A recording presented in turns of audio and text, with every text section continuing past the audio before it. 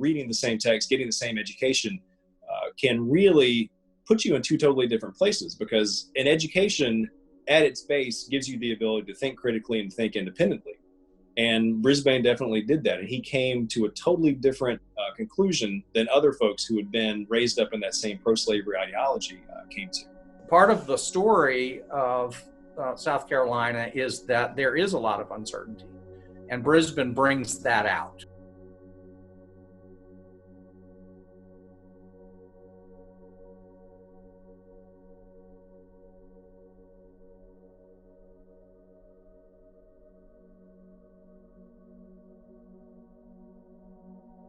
Well, William Henry Brisbane was the son of a low-country planter, and had very few obstacles in his path towards making his way up into the higher echelons of Southern society. And he was well educated. He spent some time at one of the early incarnations of Furman. He was rich, he was wealthy, he had a small army of enslaved people to work for him, he was well married into a good family. He was well positioned in the community, not only as sort of this intellectual, but also a minister. So he seemed to be right on the path of greatness. We can infer from Brisbane's statements early in his career and their similarity to the kinds of arguments that James C. Furman was making in, for example, his letter to the citizens of the Greenville district, that they had a shared set of values, that they had a shared set of commitments.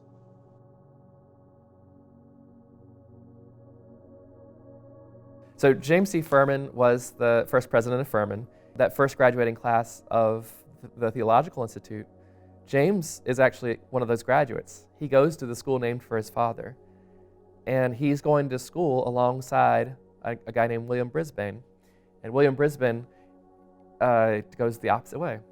And, James has to say, I disagree with you, and I stick to my slaveholding viewpoints, despite the good opinions, the smart opinions.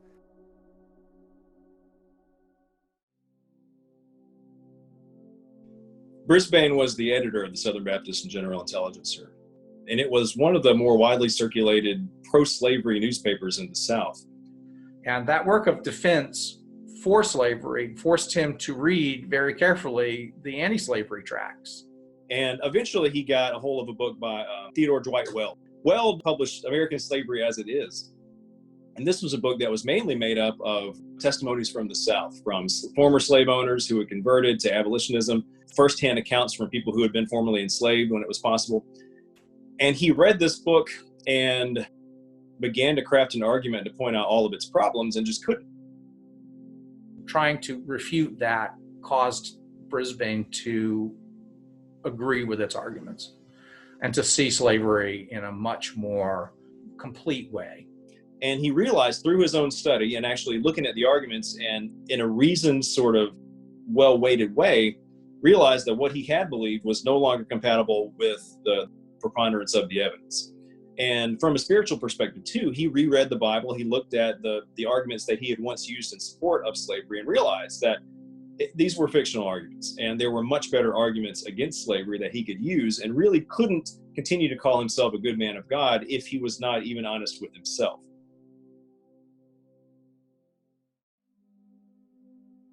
The process of emancipation for the people that he holds in captivity is also a drawn-out process. So what he decided to do was, in his words, to get out of the Negro business.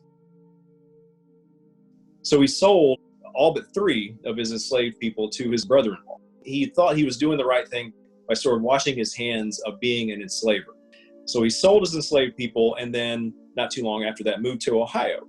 Once he's in Ohio, he begins to think more about this. And once he becomes fully converted to abolitionism, he begins to think that he needs to do more about this. And he wants to make sure that those people that he had claimed as captives are in fact emancipated. He was eventually able to name a price that his brother-in-law couldn't turn down. And with the exception of one person, was able to repurchase his formerly enslaved property. And what he did was he moved these people to Ohio, granted them their freedom, and then began to be able to walk the walk of an abolitionist without being considered a hypocrite.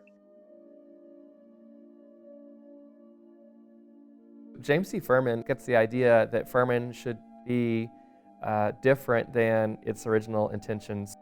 Maybe it should move to Greenville. Maybe it should be like other schools in the state that offer what was becoming a liberal arts education, a kind of well-rounded education. And if you think about Furman's own history, to fundraise for Furman, the money is with slaveholders. They need to keep fundraising and build a school and build a structure that could be supported by slaves, both in the construction of the campus and in terms of the daily life of the campus.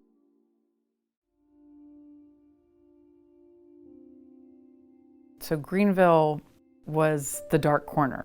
We were the state's holdout, right? We were more pro-unionist, or had been historically. And Abraham Lincoln's election starts to change all that. So as James C. Furman is hearing about this, I think he's just absorbing the vitriol of his moment. And so when he makes this turn in 1860 to start really making forceful, dynamic, pro-secession speeches here in the upstate of South Carolina, it's really shocking. And James C. Furman stands up at Courthouse Square and gives this very fiery, very impassioned speech supporting secession.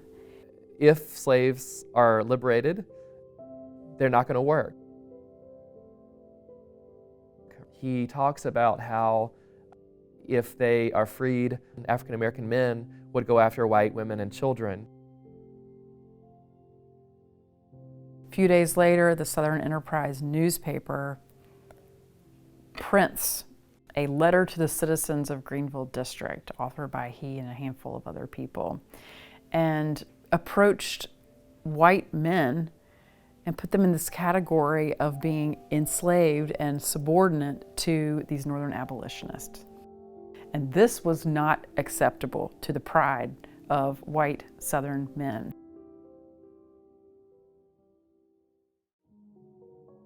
In 1860, as the Republican Party has been formed and is beginning to put forward candidates, Brisbane was very much a part of that process.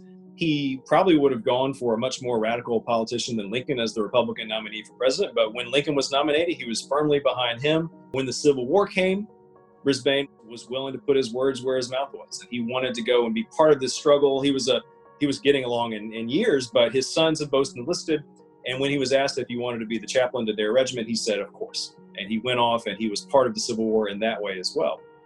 And then sort of the best example of being right in the right place at the right time was January the 1st of 1863, when Brisbane was named as the person who was going to publicly read the Emancipation Proclamation for the first time in the South.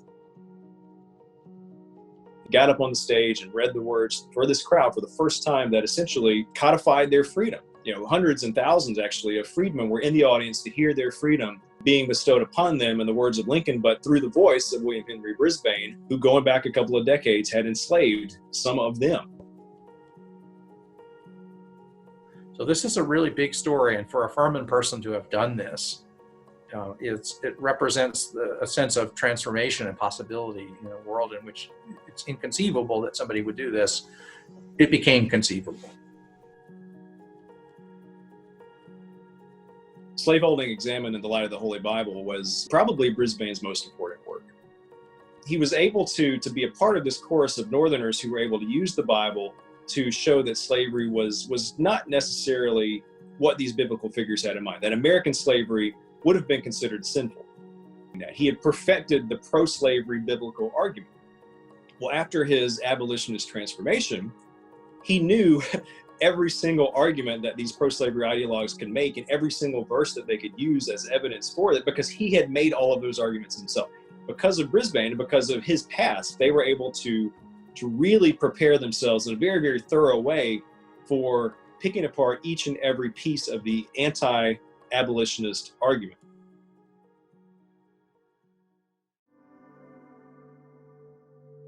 There's an important story here about examining one's values and being open to new information in the face of tremendous obstacles and tremendous pressures, both internally and externally, to maintain the status quo. At most points in his life, he believed that he was doing the right thing. But the more that he thought about what the right thing actually was, that accounts for that transformation. Brisbane faced tremendous odds, not as much perhaps as those that were in captivity. But he took huge risks to do this, to be open to the idea of this better world. And his journey, I think, is a good story about how one examines the world with courage and with introspection.